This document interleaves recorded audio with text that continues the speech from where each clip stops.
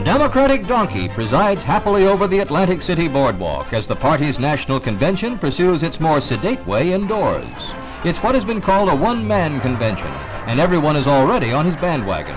Such unanimity has not been known in a national conclave of the party since the mid-30s. There isn't even a good platform fight.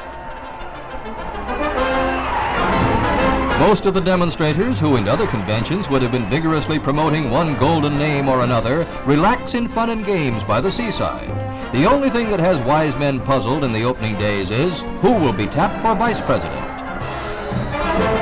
Senate Majority Leader Mike Mansfield, who arrives in the company of Interior Secretary Udall, maintains up until the very last moment that he would not take the second place on his party's presidential ticket.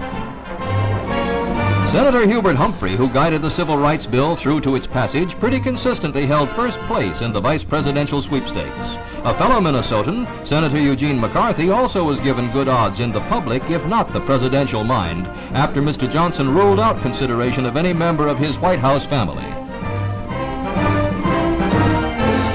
The first important public event of any convention is the keynote address.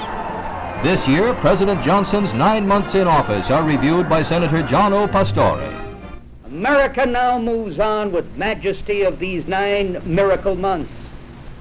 Never in so short a time has so much been accomplished that is good and great for our country. These months confirm the wisdom of our fallen leader, and the vision of President Kennedy lives on in the character, the capability, and the courage of his teammate of his choice. With all the sincerity in my soul, I say that God did bless America on that day 4 years ago in Los Angeles when John F. Kennedy said, "I need you, Lyndon Johnson." And on November the 3rd, the American people will echo that call. We need you, President Lyndon B. Johnson. Biding his time and keeping his counsel to himself until he sees fit to divulge his choice, President Johnson follows his normal schedule, taking the White House pets and press for a walk.